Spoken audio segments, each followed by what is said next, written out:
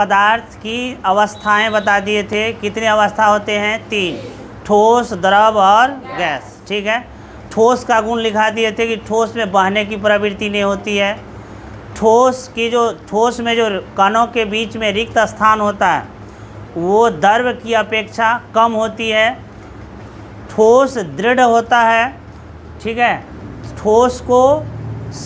ठोस में संपीड्यता नहीं होती है, यानी उनको दबाया नहीं जा सकता है। ठोस में बहने की प्रवृत्ति नहीं होती है। इसी तरह से गैस में बता दी, द्रव में बता दिए थे कि द्रव में बहने की प्रवृत्ति होती है, द्रव को दबाया जा सकता है और संपीड्यता होती है, और द्रव का आकार निश्चित नहीं होता है, आयतन निश्चित होता है। इसे द्रव में जो दो कणों के बीच में रिक्त स्थान होता है वो ठोस की अपेक्षा ज़्यादा होती है। ठीक है, ये सब बता दिए थे। उसके बाद गैस बता दिए थे कि गैस में जो कणों के बीच में रिक्त स्थान होती है वो द्रव और ठोस की अपेक्षा ज़्यादा होती है। गैस का आकार और आयतन निश्चित नहीं होता है। गैस घुल जाने की प्रवृत्ति रखता है और गैस बहने की भी प्रवृत्ति होती है। ये सारे चीज़ बता दिए थे। इसमें कुछ पॉइंट है, जैसे दृढ़ता क्या होती है? दृढ़ता क्या होती है? ठोस पदार्थ के जो कण होते हैं वो आपस में इतने सटे हुए होते हैं, इतने कसकर पकड़ले रहते हैं, इतने नज़दीक होते हैं कि उसे तोड़ना या दबाना कठिन हो जाता है। देखो ये पदार्थ है, बोर्ड एक पदार्थ है, इसको आपको दबाना या तोड़ना थोड़ा सा कठिन है। इसीलिए कहेंगे कि ये जो बोर्ड है ये क्या है? रिजिड है, यानी दृढ़ता है इसमें। दृढ़ता मतलब क्या हो गया? तोड़ना और दबाना क्या होना चाहिए? कठिन। और इसमें जो कण होते हैं, ठोस के जो कण होते हैं वो अत्यधिक आकर्षण बल से एक दूसरे को एकदम पकड़ ले रहते हैं। दोनों के बीच में आकर्षण बल द्रव और गैस की अपेक्षा ज़्यादा होती है, इसलिए ठोस में क्या कहते हैं? ये दृढ़ता होती है। तो दृढ़ता किसको कहेंगे? ठोस पदार्थ के कण आपस में अत्यधिक बल से जुड़े होते हैं, जिससे उसे तोड़ना या दबाना कठिन है, इसे ही दृढ़ता कहते हैं। दूसरा देखो शब्द आया संपीड्यता। क्या होती है? संपीड्यता मतलब दबाव, दबाना क्या होता है? दबाना, दबा सकते हैं कितना। तो बताओ कि ठोस, द्रव और गैस में किसको ज़्यादा से ज़्यादा दबा सकते हैं? किसको आप? गैस को, क्योंकि गैस को बहुत ज़्यादा एरिया में ये घुले रहते हैं, जिसमें छोड़ दोगे वो उसमें वो फैल जाएगा। वो अनवरत गतिशील रहता है, हमेशा गति करते रहता है, इसलिए जिधर आप छोड़ोगे उधरे क्या होगा? गति करने लगता है। तो द्रव और गैस पदार्थ के कण के बीच में जो रिक्त स्थान होता है वो ठोस की अपेक्षा ज़्यादा होती है। किसकी अपेक्षा? ठोस की अपेक्षा ज़्यादा होती है, जिससे उसे दबाया जा सकता है, और इस दबाए जाने वाले गुण को ही क्या कहते हैं? संपीड्यता। ठीक, अगर द्रव और गैस दब गया तो कहेंगे द्रव और गैस में संपीड्यता वाला गुण है। क्या दृढ़ता वाला गुण है क्या? गैस और द्रव में दृढ़ता है क्या? कहेंगे कि गैस दृढ़ होता है? नहीं कहेंगे, क्योंकि द्रव को दबाया जा सकता है। जिसको नहीं दबाया जा सकता है उसको कहेंगे दृढ़ है। जो मजबूत हो, जिसको तोड़ने में कठिनाई हो, वो क्या हो जाएगा? दृढ़ होगा। लेकिन पानी को क्या कर सकते हैं? काट के या तोड़ के हम तैर सकते हैं। पानी को आप दबा भी सकते हैं, और गैस को तो ज़्यादा से ज़्यादा दबा सकते हैं। बड़ा सा एरिया में फैला उसको समेट के एक छोटा सा सिलेंडर में कंप्रेस्ड करके बंद कर देते हैं। इसका इंग्लिश से होता है क्या? कंप्रेस्ड होता है, कंप्रेस्ड। इसलिए देखना गैस का जो अलग अलग है, जैसे LPG है, ठीक, तो लिक्विड पेट्रोलियम क्या होता है? गैस। एक होता है CNG, यानी कंप्रेस्ड नेचुरल गैस, जिससे गाड़ी चलता है। कंप्रेस्ड नेचुरल गैस जो हम लोग जलाते हैं वो होता है लिक्विड पेट्रोलियम गैस, यानी इसका नाम है संपीड्य प्राकृतिक गैस। ठीक है, संपीड्यता मतलब जिसको हम लोग दबा सकते हैं उसको क्या कहते हैं? संपीड्यता। ठीक है, चलो आगे वाला शब्द देखते हैं। तरलता क्या होती है? पदार्थों में जो बहने की गुण होती है उसे क्या कहते हैं? तरलता। पदार्थ में बहने की गुण होता है कि नहीं? हवा बहती है कि नहीं? हवा बहती है, तो ये हो जाएगा क्या? तरल पदार्थ हो जाएगा। पानी बहता है, चलो पानी बहती है तो पानी भी क्या हो जाएगा? तरल पदार्थ। अच्छा गैस गैस गैस गैस बहती है तो ये तरल पदार्थ। बहने के गुण को क्या कहेंगे? तरलता कहेंगे। ठीक है, बहने के गुण को, जिसे दबाया जा सके वो कौन सा गुण हो जाएगा? संपीड्यता। और जिसको नहीं दबाया जा सके वो कौन सा गुण हो जाएगा? दृढ़ता। ठीक है। बर्तन में गैस का भरना, देखो गैस में दो कणों के बीच में जो जगह होता है वो काफ़ी होता है।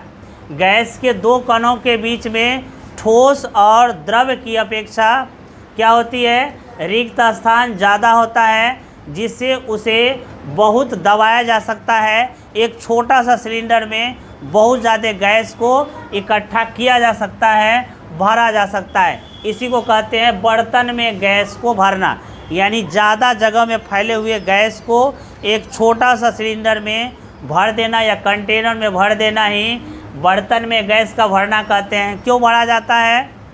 क्या एक छोटा सा बर्तन में आप घैला में आप 100 ईंटा रख सकते हैं क्या? नहीं रख सकते हैं।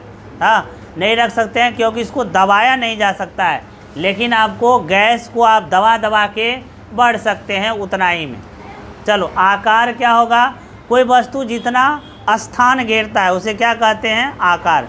कोई वस्तु जितना स्थान घेरता है उसे क्या कहते हैं? वस्तु का आकार कहते हैं। गतिज ऊर्जा, वस्तुओं में गति के कारण जो ऊर्जा होती है, वस्तुओं में गति के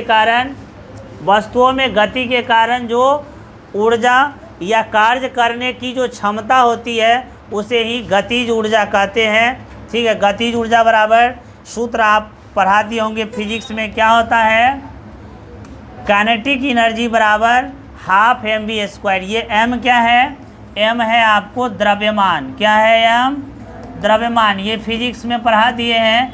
m है द्रव्यमान, v क्या है? v है वेग यानी वेलोसिटी है। ठीक है, अगर v वेग से कोई वस्तु m द्रव्यमान की वस्तु गति कर रही है, दौड़ रही है, तो इसका जो गतिज ऊर्जा होगा, गतिज ऊर्जा को इंग्लिश में बोलते हैं काइनेटिक एनर्जी। ये हो जाएगा हाफ mv²। ठीक है, कोई वस्तु जितनी दौड़ रही है तो गति करने के कारण जो इसमें ऊर्जा है उसी को क्या कहेंगे? गतिज ऊर्जा। जितना m है यानी द्रव्यमान कितना भारी है, कितना वेग से जा रहा है, उसको गुना करके हाफ से मल्टीप्लाई कर देंगे तो निकल जाएगा कितना गतिज ऊर्जा है। और उसमें बता दिए हैं पोटेंशियल एनर्जी भी बता दिए हैं। पोटेंशियल एनर्जी क्या होता है? mgh। यानी अगर कोई वस्तु को नीचे से ऊपर उठाते हैं, मान लो धरती से कोई वस्तु को उठा रहे हैं m द्रव्यमान के, तो देखो ये वस्तु जब ऊपर जाएगा ना तो ऊपर जाते नहीं रहेगा, इसको नीचे खींचेगा। कौन खींचेगा? गुरुत्व बल खींचेगा जी। आप गेंद को फेंक देते हैं तो क्या ऊपर चल जाता है कि नीचे गिरता है?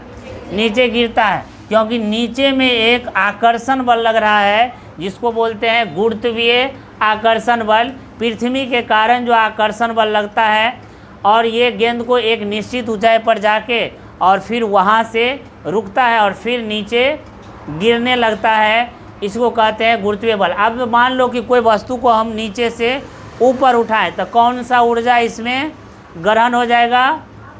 कौन सा ऊर्जा हो जाएगा? Potential energy. हाँ, स्थितिज ऊर्जा क्या होगा? ज़्यादा हो जाएगा और गतिज ऊर्जा कम जाएगा। जो जो हम ऊपर उठ रहा है, ये गेंद को फेंक देंगे, गेंद को अगर फेंकेंगे तो ये पोटेंशियल यानी स्थितिज ऊर्जा बढ़ेगा और गतिज ऊर्जा घटेगा। गतिज ऊर्जा मतलब गति धीरे धीरे घट जाएगा।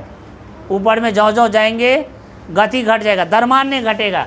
ऐसा नहीं कि 5 kg है तो ऊपर जाके आधा kg हो जाएगा, होगा क्या ऐसा?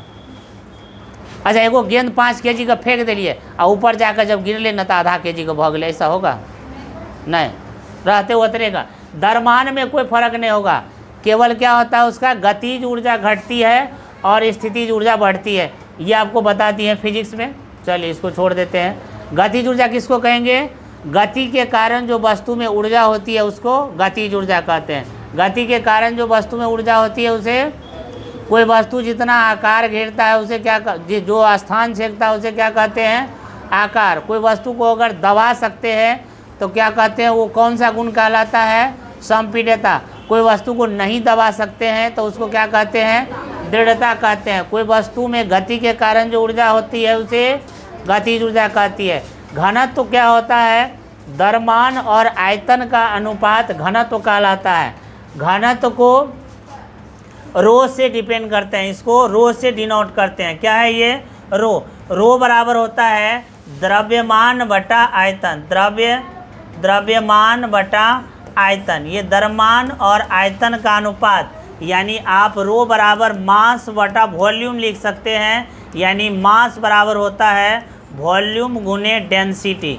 ठीक है, इसका इंग्लिश घनत्व का क्या होता है, डेंसिटी होता है। ठीक है, डेंसिटी मतलब घनत्व, घनत्व मतलब घना, घनत्व मतलब क्या होगा, घना।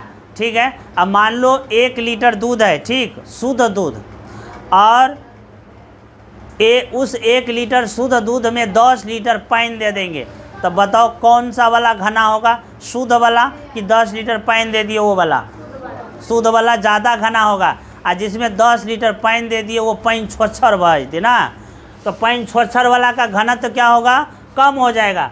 और जिसमें शुद्ध दूध है उसका घनत्व ज़्यादा होगा। तो घनत्व मतलब क्या समझेंगे, घना। घना कितना है, तो किसी वस्तु के इकाई आयतन के द्रव्यमान को घनत्व कहते हैं। घनत्व बराबर क्या होता है, द्रव्यमान बटा आयतन, या इसको क्या लिख सकते हैं, रो बराबर m बटा वी। m मतलब द्रव्यमान मास, आयतन मतलब वॉल्यूम, m बटा वी, रो बराबर m बटा वी। समझे घनत्व क्या होता है, घनत्व समझ लीजिए जाए। अब बताओ इसमें वायु का घनत्व ज़्यादा होगा कि लोहा का, क्या? अच्छा, पानी का घनत्व ज़्यादा होगा कि मौध का, मौध का। मौध थोड़ा गड़गड़ रही, अब पानी थोड़ा क्या रहता है, पतला रहता है। ठीक है।